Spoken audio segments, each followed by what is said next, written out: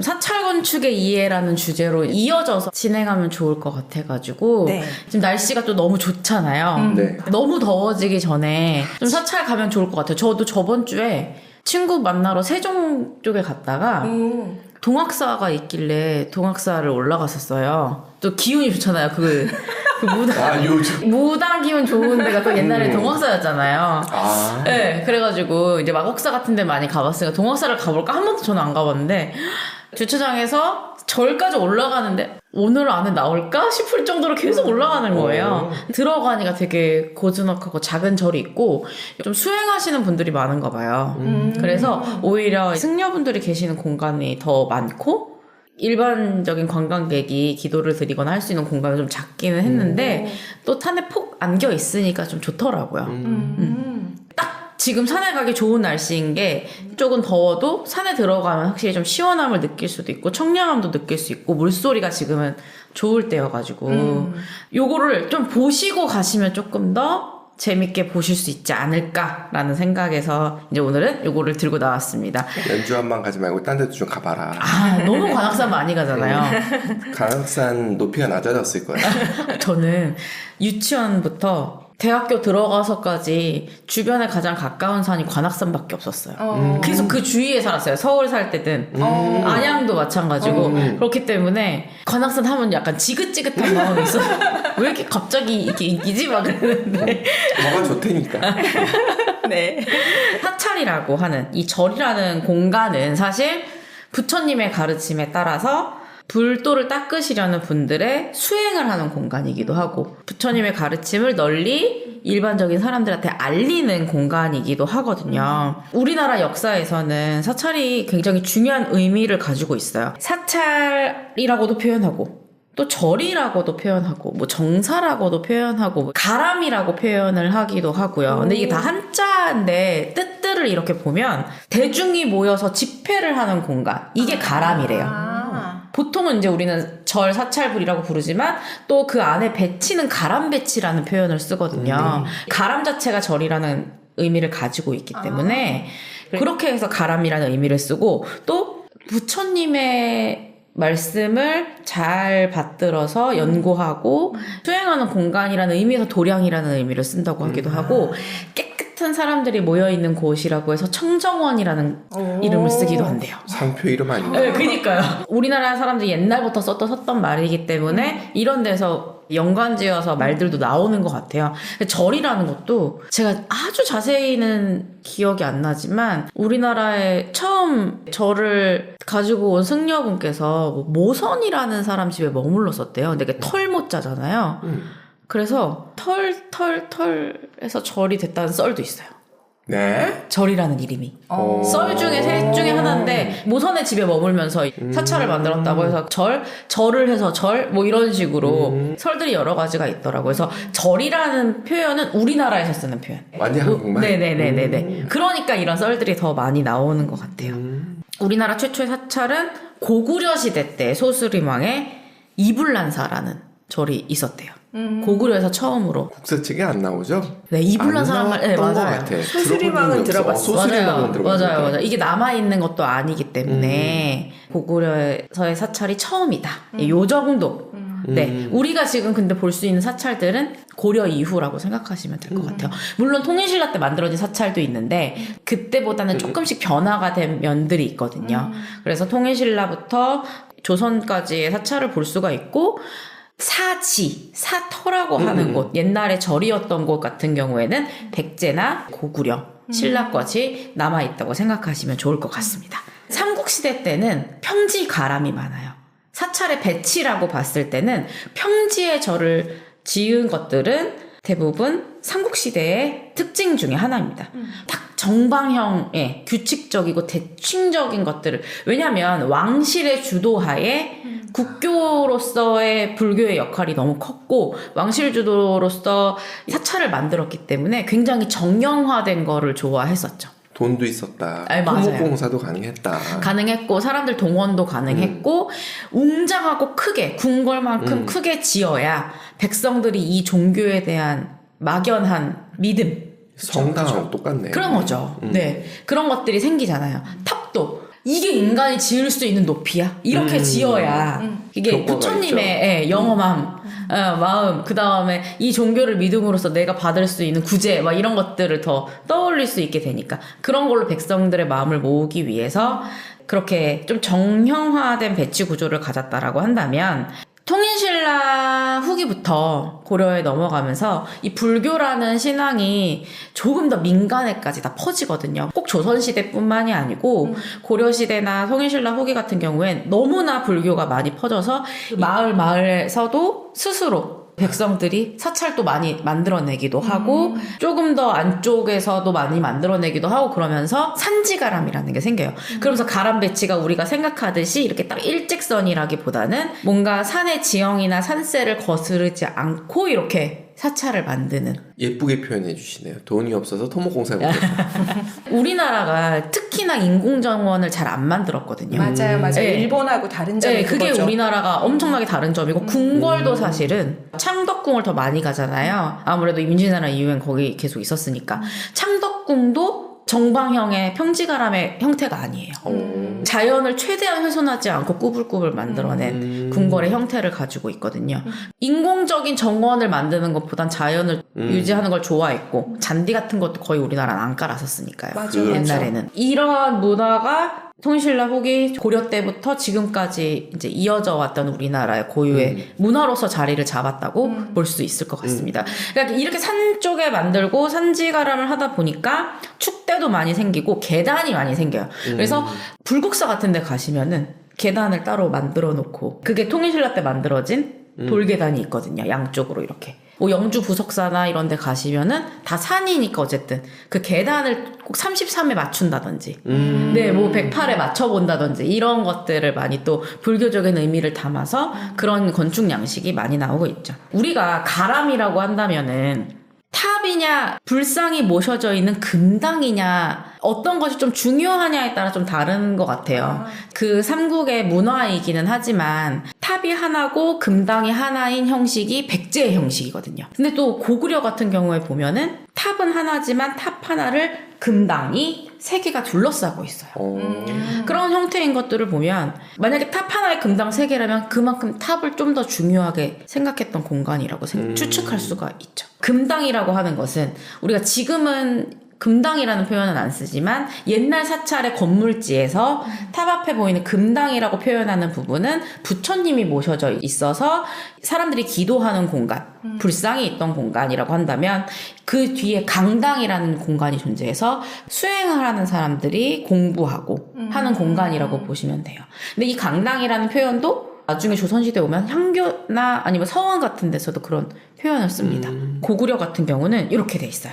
가운데가 탑 부분이고요. 금당이 이렇게 둘러싸고 있고 앞에 중문이 보이시죠? 네. 그리고 이게 지금 청암리사지라고 되어 있는데 청암리사지가 나중에는 금강사지가 되거든요. 금강사라는 절이 된대요. 고구려 때에도 탑지를 보면은 이렇게 팔각형으로 되어 있는 탑이라고 해요. 그만큼 탑 하나를 굉장히 중요하게 여겼었다. 그러니까 실제적으로 부처님 사리가 모셔져 있진 않지만 탑이 부처님 사리를 모셔놓고 봉안해 놓은 아주 소중한 공간이잖아요.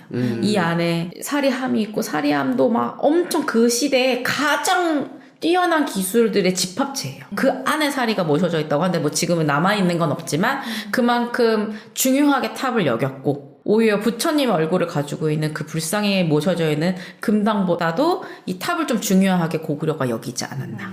그래서 금당이라는 표현은 안에 금칠을 해서 금당이라는 이야기도 있고 부처님을 금칠을 해서 금당이라는 이유도 있대요. 근데 금은동의 금은 맞습니다. 지금도 사실은 뭐 대웅전이라든지 아미타전이라든지 어떠한 절의 중심 건물이 있어요. 그 건물을 금당이라고 지금 표현한다면 금당을 중심으로 사찰 배치가 이루어집니다. 일단 금당지가 먼저. 이 금강산은 498년에 창건을 했대요. 굉장히 오래됐죠. 금강산에 있는 거예요? 북한의 평양. 평양. 네. 그럴 만하네. 황룡사랑 맞먹을 만큼의 탑이 있었다고 추측을 하는 거죠. 네. 평지이고 평양 쪽에 뭐 국내성으로 천도하고 평양 쪽으로 천도를 했었으니까요. 고구려 백제 신라 삼국시대 때는 수도 근처에 큰 사찰을 만드니까 그게 그래도 남아있는 게 아닐까 싶습니다. 남아있는 백제 절이 2개가 있는데 정림사와 미륵사로 라고 보신다면은 이 정림사지 배치를 보시면은 요 앞에 인공 연못을 만들어 놨고요. 그 뒤에 탑이 있고 그 뒤에 금당지가 있습니다.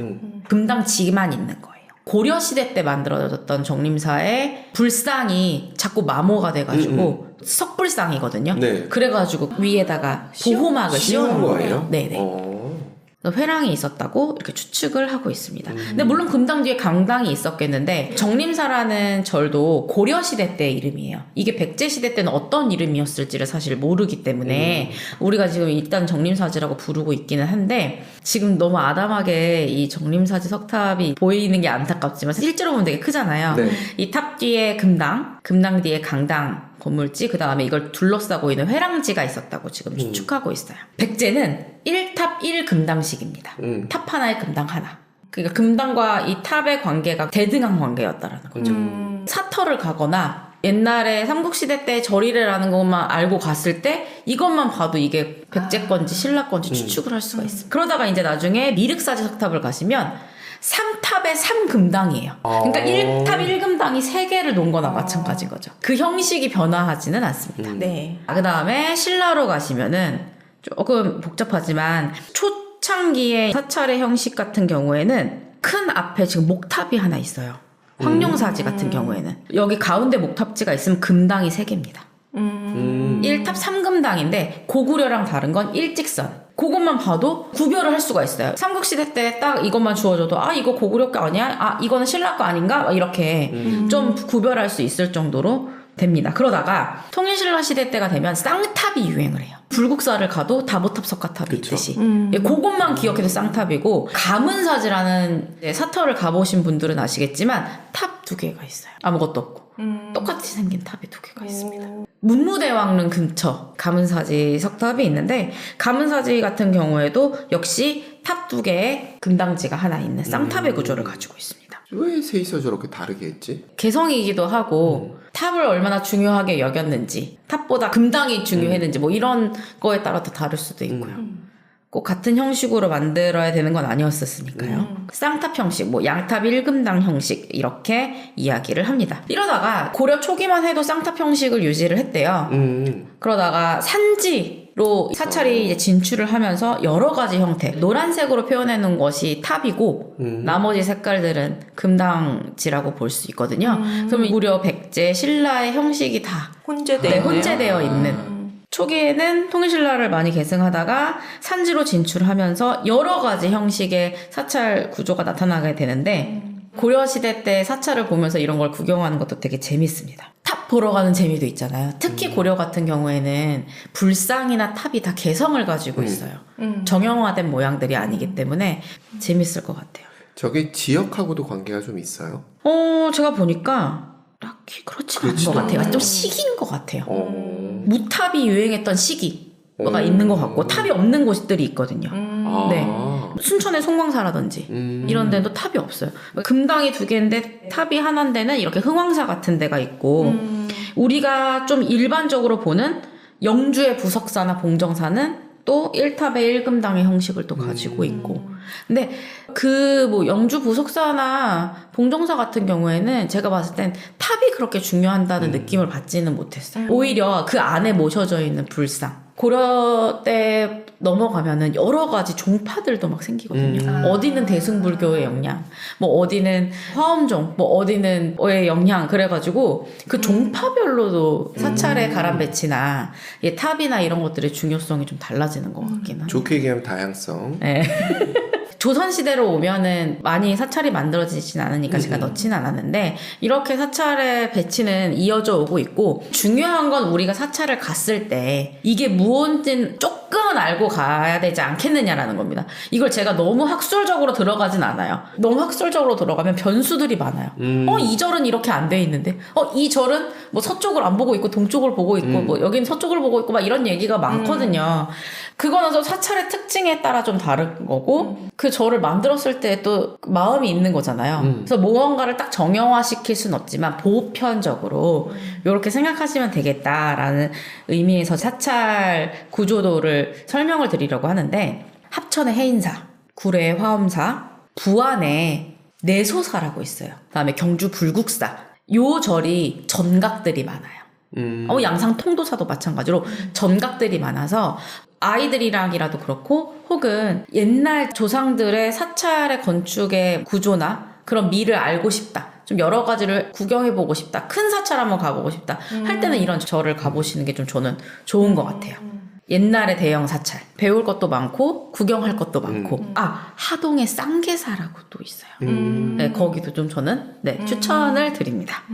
우리가 사찰에 딱 들어가려고 할 때 가장 먼저 우리들을 맞이하는 게 당간지주라는 두 개의 돌이 있습니다.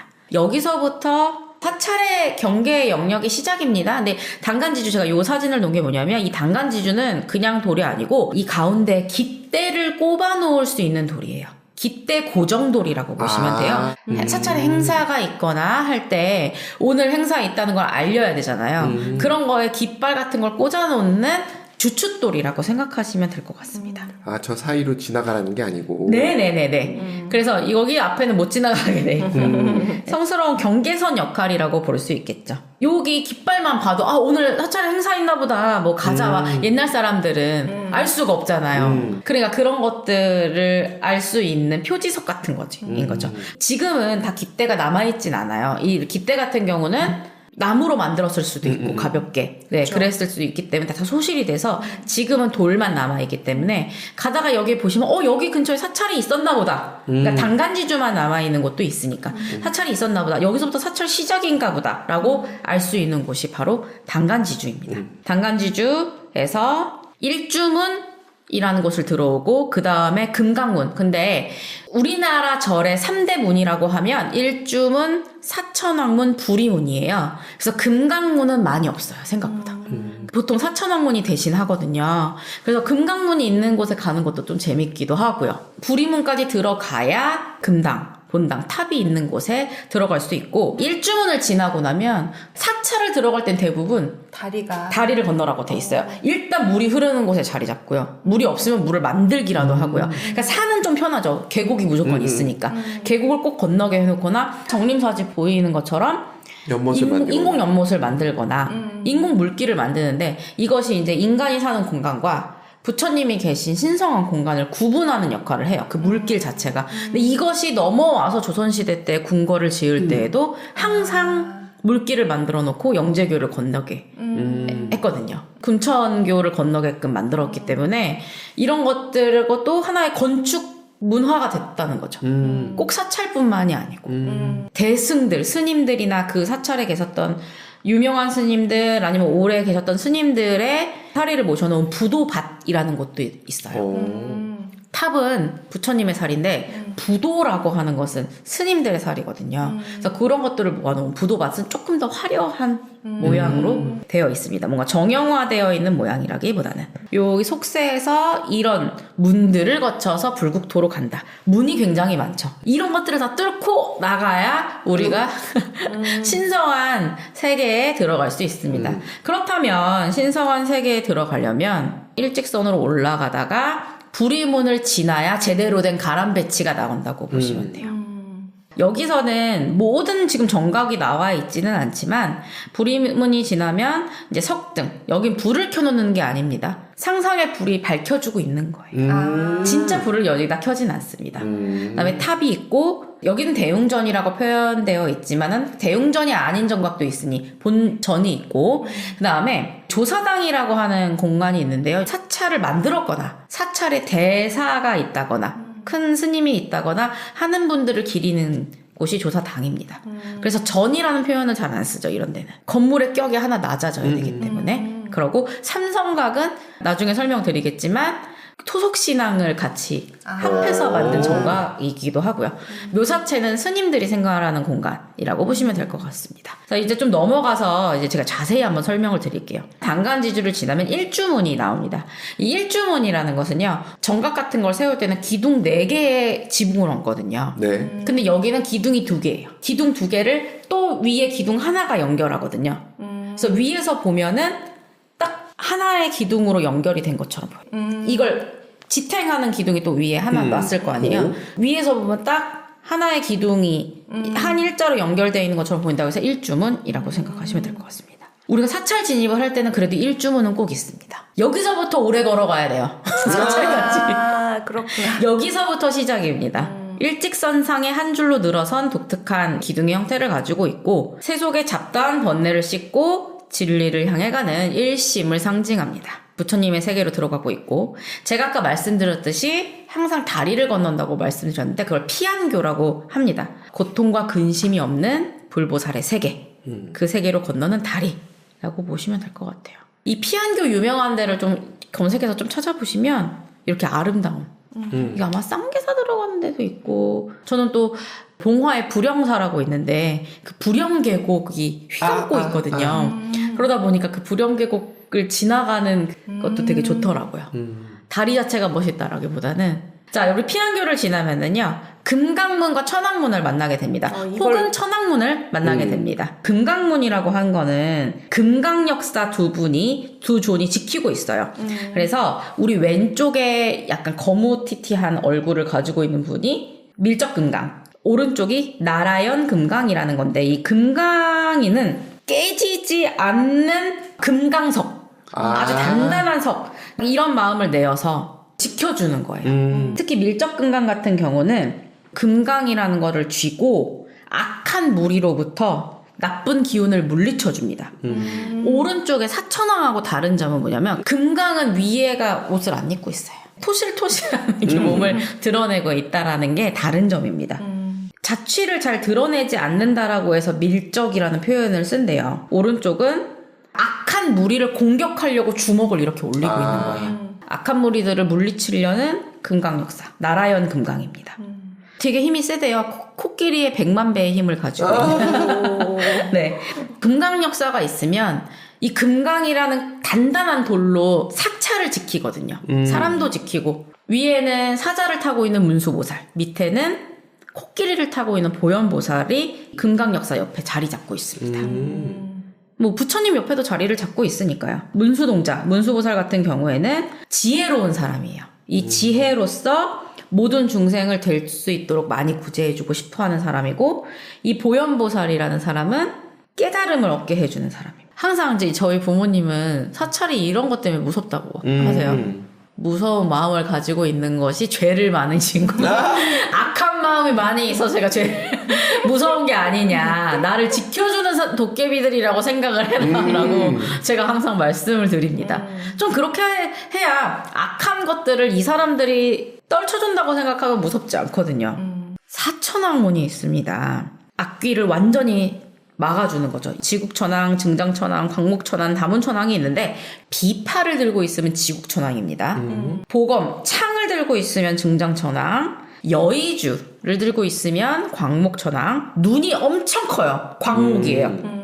다문천왕은 부처님의 말씀을 많이 듣고 있어서 탑을 가지고 있습니다. 그래서 지고 있으면 지옥천왕. 그래서 지국천왕은 악기를 들고 있잖아요. 그래서 달래주는 역할을 합니다. 악기로서 중생이 어지러운 마음을 달래주고 선한 사람한테는 복을 주고 악한 사람한테는 벌을 주는 증장천왕, 칼 들고 있잖아요. 어리석은 마음을 칼로 내가 끊어줄게.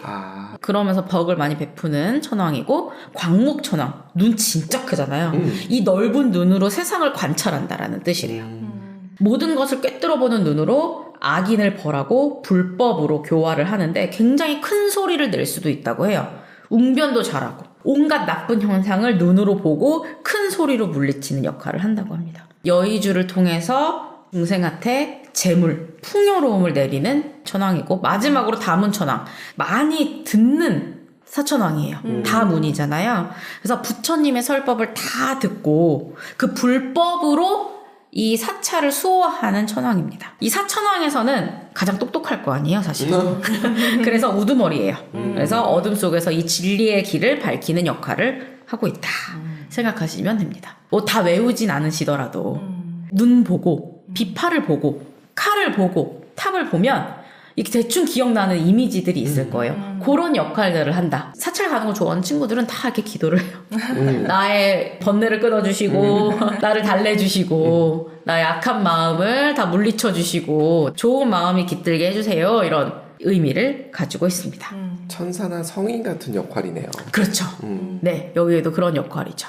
그리고 이따가도 보여드리겠지만 뭐 보살님 같은 경우에도 저는 천주교의 성모 마리아 같은 느낌이라고 저는 봐요. 같이 기도를 올려줄 수 있는 사람. 마지막으로 사찰을 들어가기 전에 가는 관문이 불이문입니다. 해탈을 하는 마지막 문이에요. 불이라는 건 두 개가 아니다라는 걸 가지고 있잖아요. 여기서부터 깨달음의 세계로 들어가는데 깨달음의 세계에서 부처와 중생은 다르지 않다. 깨달음은 너도 부처잖아요. 이게 불교의 상징이잖아요. 갑자기 라따뚜이가 생각나가지고 모두 다 요리를 할 수 있고 잘 기도를 하면 누구나 부처가 될 수 있고 너의 마음속에 다 부처가 있다. 그거를 내가 이제 잘 끄집어내냐 아니냐니까요. 그리고 생과 사, 만남과 이별도 다 하나다. 본래 진리는 둘이 아니다. 이런 의미를 가지는 문입니다. 여기서부터 우리는 해탈의 경지 불국토의 세계로 들어가도록 합니다. 통합의 세계. 본존불이 석가모니가 모셔져 있다. 석가모니는 손을 이렇게 하고 계시는 분이에요. 제가 불상 설명은 지금 드리진 않았지만 어쨌든 요렇게 그래서 항마촉진이라는 수인을 하고 계시면 석가모니 불이거든요. 안에 석가모니 불이 모셔져 있으면은 그 전각이 대웅전이 되는 겁니다. 이게 딱 깨달음을 얻었을 때의 손이에요. 악마를 딱 눌러서 물리치고 깨달음을 얻으셨을 때 부처님이거든요. 대웅전이라는 것은 세상을 밝히는 위대한 영웅을 모신 정각이라는 뜻을 가지고 있대요. 보통은 석가모니불 옆에 문수보살, 보현보살이라는 보살님들이 자리를 잡으면서 같이 기도를 도와주는데 가끔 삼존불이 모셔져 있는 경우가 있어요. 3명 다 부처님.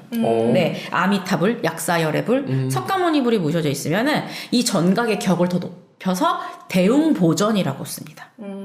그래서 사찰에 가시면 대웅전, 대웅보전 이렇게 경우가 있는데 보통 대웅보전은 대웅전의 격을 높여서 삼존불이 계신다라고 생각하시면 될 것 같아요. 화엄종 들어보신 적은 있나요 혹시? 화엄사, 화엄종? 네. 이 종파 중에 하나인데 화엄종은 비로자나불이 본존불이에요. 그래서 비로전, 대적광전, 진리의 부처님인 비로자나불이 모셔져 있는 전이 본존불이다 하면 여기는 종파가 화엄종일 가능성이 있겠다라고 생각하시면 될 것 같아요. 비로자나불이 진리의 부처님이거든요. 그래서 빛으로 부처님의 진리를 깨치게끔 하시는 부처님이에요. 그래서 대적광이라는 표현을 씁니다. 빛광자군요. 네네네. 옆에는 원래 뭐 노사나불이라든지 이런 부처님이 계시는데 우리나라는 비로자나불, 아미타불, 석가모니불 이렇게 같이 모셔놓은 삼존불이 많이 사찰에는 그렇게 있대요. 삼존불 모셔놓는 걸 좋아한다고 합니다. 비로자나불은요 손 모양이 이렇게 검지를 이렇게 감싸고 있는 손 모양이에요. 딱 보면 알아요. 네, 다 감싸 안아주겠다는 의미를 가지고 있죠. 중생의 마음과 부처님의 마음이 하나고 내가 다 너를 감싸 안아주겠다. 극락전, 이게 정토사상, 정토종에서 본존불을 극락전, 아미타전을 씁니다. 부석사, 무량수전에 배흘림 기둥 뭐 이런 게 유명하잖아요. 우리가 중고등학교 다닐 때는 우리나라에서 가장 오래된 건물이 부석사의 무량수전이라고 알고 있었어요. 근데 그러다가 나중에는 안동의 봉정사 극락전으로 바뀌긴 했는데 그만큼 오래된 한 번도 바뀌지 않은 건물인데 무량수, 아미타 이런 서방 정토 다 똑같은 말입니다. 불교 세계에서의 천국이에요. 손오공이 생각납니다. 사후 세계가 좀 더 중요한 다음 생까지 이런 것들을 관장하는 부처님이 아미타불이거든요. 손 모양 약간 요렇게 아미타 구품인을 하고 계신 분들인데 대승불교에 좀 영향을 받았대요. 뭐 이런 거를 아는 건 중요하지 않고요. 아무래도 그렇다 보니까 이게 우리가 남이아미타불, 관세음보살 이런 말 진짜 많이 하거든요. 아미타불 옆에는 관세음보살이 있어요. 세트다. 네, 그 다음에 대세지보살도 있고요. 혹은 지장보살이라는 분도 있는데 지장보살이라는 분이 우리나라 사람들이 특히 좋아해요. 사후세계를 관장하는 보살님이에요. 특히 우리나라 같은 경우에 지장전이 나중에 발전을 하는데 조선시대에 발전을 합니다. 왜 발전을 하냐면 효를 제일 중요하게 여겼던 게 조선시대거든요.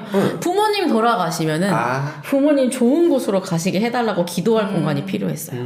그래서 지장전이 따로 발전을 하기도 하고 지장보살을 우리나라는 대세지보살보다 더 많이 두기도 하고요. 아미타전에다가. 그래서 불교에서의 천국, 서방 정토를 관장하는 구원의 부처가 아미타불입니다. 그 다음에 관세음보살 같은 경우에도 가장 유명한 보살님 중에 하나예요. 같이 기도를 해주시는. 그리고 아미타불 같은 경우는 내가 지금 기도를 드리면 너가 천국에 갈 수 있어. 혹은 기독교진 표현으로 보자면 너 다음 생에 내가 너를 좋은 곳에 태어나게 해줄게 라고 한다면 관세음보살은 같이 기도해주면서 현재 한을 풀어주거든요.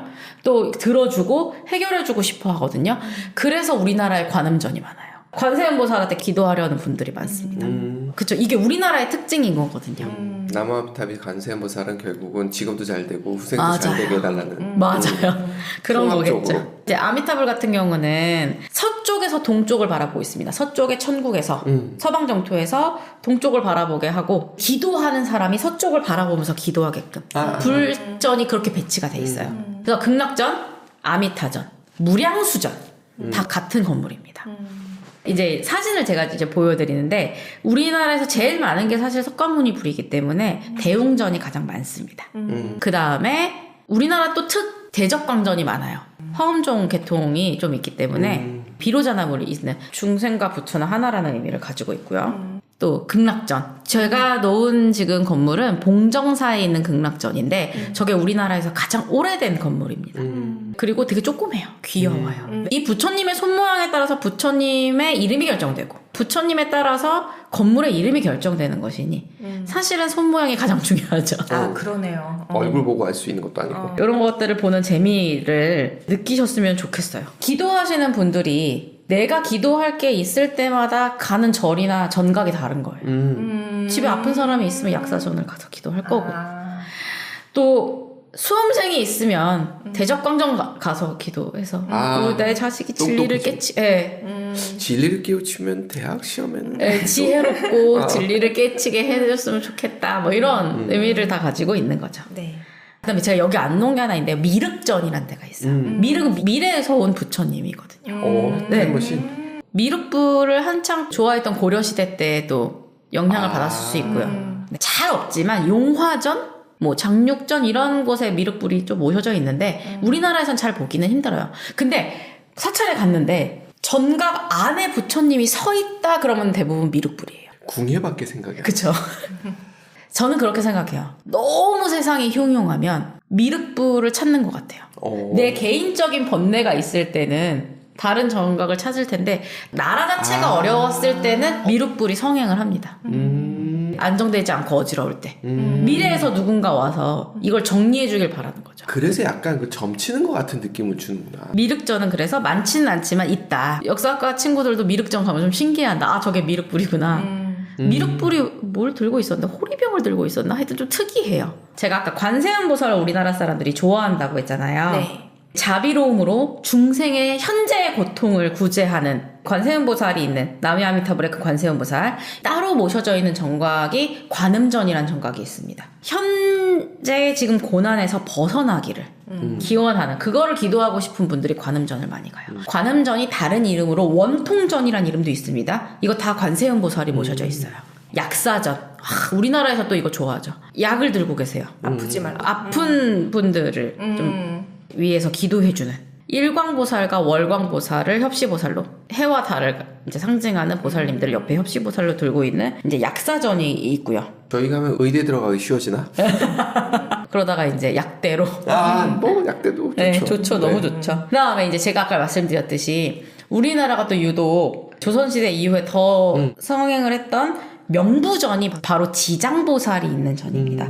지장전, 시황전 이런 표현도 쓰고 명부전이라고 하는데 명부가 뭐냐면요. 사후세계에서 이름 적는 그 명부예요. 도깨비에 많이 나오죠. 맞아요. 그리고 그 명부전에는 지장보살이 가운데 모셔져 있지만 양쪽에 다른 왕들이 모셔져 있거든요. 거기에 염라대왕이 있는 거예요. 10명의 왕 중에. 지장보살은 어떤 보살이냐면 사후세계에 있어요. 지옥에 아무도 안 남을 때까지 내가 열심히 이들을 위해서 기도하고 구제하겠다라는 거거든요. 지옥에 떨어진 놈들이 없어질 때까지. 왜냐면 이제 윤회가 있으니까. 여기서 잘 해서 돌려보내서 그러면은 깨달음을 얻고 좀 착하게 살려나. 누구는 자기 와이프만 살리러 갔었는데. 지금도 너무 아련하시던데요. 지옥의 중생을 구제하는 지장보살과 명계의 10왕을 공안하고 있는데 그래서 이렇게 붙들고 명부가 있는 사람이 있으면 여기가 명부전이다. 명패 같은 것도 되게 많고 기도 많이 드리고 촛불 많이 올리는 공간이에요. 조상의 넋을 기리고 영가의 극락왕생을 기도하는 공간이다. 자, 나한전이라는 또 공간이 있는데 우리나라 영화 중에 옛날에 아라한 장풍대작전 뭐 이런 영화가 있었어요. 아주 재밌게 봤죠. 그렇죠. 그 아라한이 나한입니다. 부처님이 계실 때 16나한이라는 부처님의 제자 중에서 가장 뛰어난 16명의 제자가 있었고요. 저가 열반을 하고 부처님의 설법을 다 모아가지고 정리를 하기 위해서 500명의 제자가 모이는 걸 500나한이라고 해요. 16나한을 모셔놓은 나한전이 있고 500나한을 모셔놓은 나한전이 있는데 우리나라는 약간 숫자 좋아하는 것 같아요. 500나한이 훨씬 많습니다. 그래서 나한을 모셔놓은 전이 나한전 혹은 응진전이라고 표현해 놓은 곳이 있는데 이게 주불전인 경우들이 있어요. 그럼 제가 이걸 보조정각이라고 표현하지만 간혹 종파에 따라서 이걸 주불전으로 이제 해놓은 것들이 왕왕 있습니다. 저거 사입이라 그러는 거 아니야? 그럴까요? 종파가 달라졌다. 그러니까 네. 삼성각은 제가 아까도 말씀드렸듯이 토착신앙이 결부되어서 삼성각, 산신각 이런 게 굉장히 많습니다.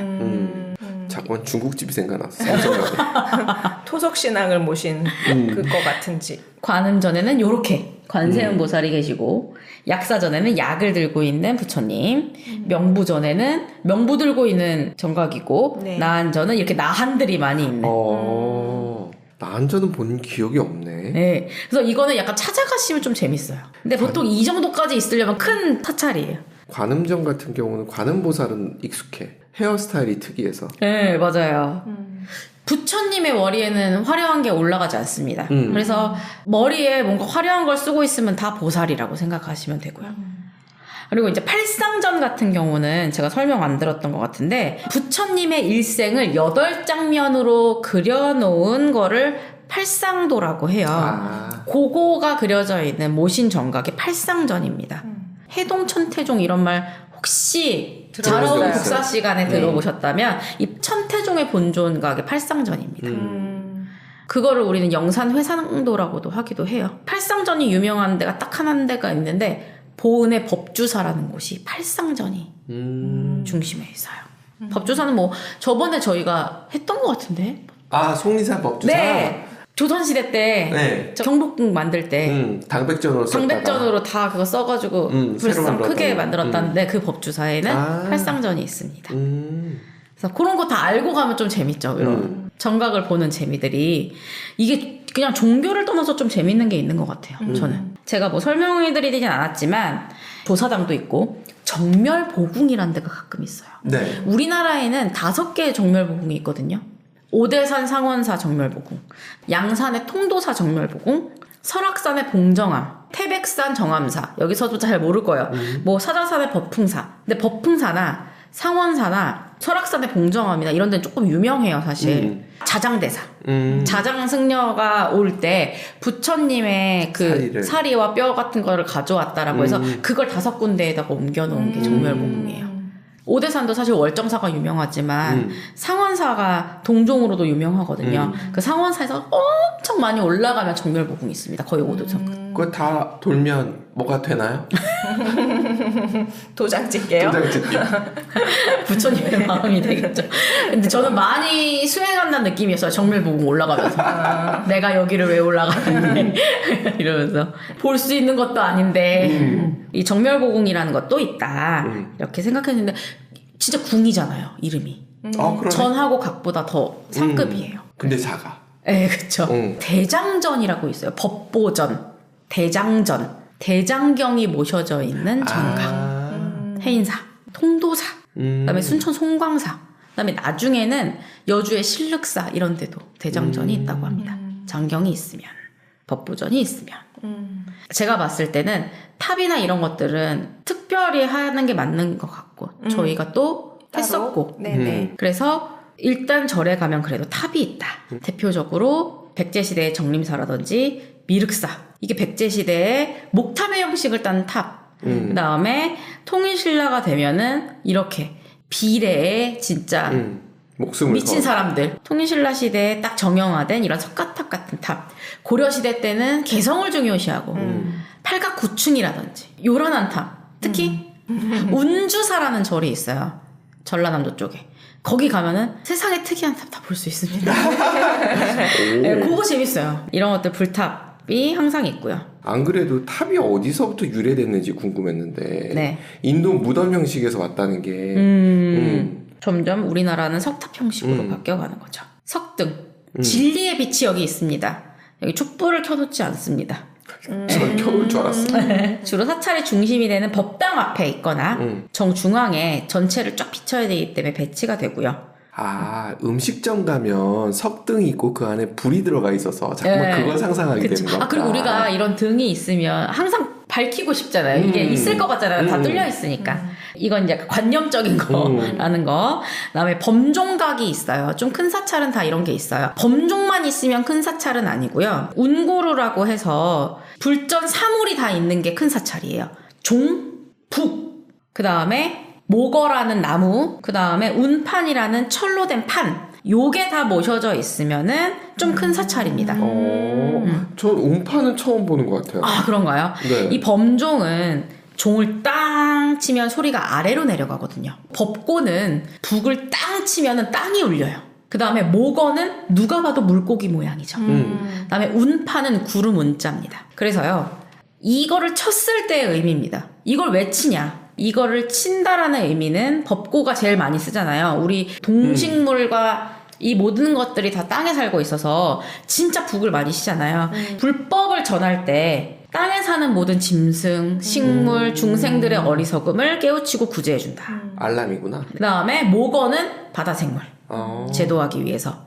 운파는 하늘에 있는 날짐승과 허공을 떠도는 영혼들을 구제하기 위한 악기. 범종은 지옥에서 고통받는 중생들에게까지 부처님의 가르침이 내려가기를 바라는 의미가 있습니다. 그러니까 되게 인간중심적이죠. 우리는 법고랑 범종을 제일 많이 봐요. 그러네. 왜냐하면 인간은 땅에 혹은 지하에 있으니까. 그래서 이제 다른 것들은 많이 못 보셨겠지만 이 네 개가 갖추어져 있는 이제 사찰이 좀 큰 사찰이라고 볼 수 있죠. 축생부터 지옥 중생까지 모든 생명을 구제하려는 부처님의 자비심을 소리로 구현한 것이라고 볼 수 있습니다.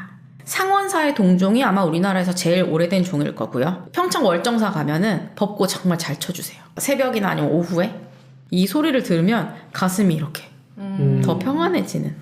그다음에 법당 내모는 이렇게 수미단이라고 해가지고 사찰 같은 경우에는 구조 자체가 수미산이라고 인도의 상상 속에 산이 있어요.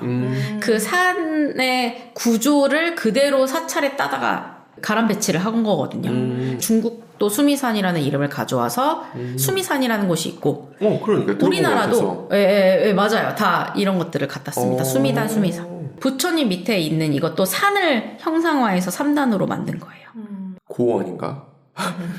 화려한 조각 장식도 있지만 이런 그림들을 통해서 진리를 설법하고자 하는 광경을 법당 내에서 구현하고자 했다.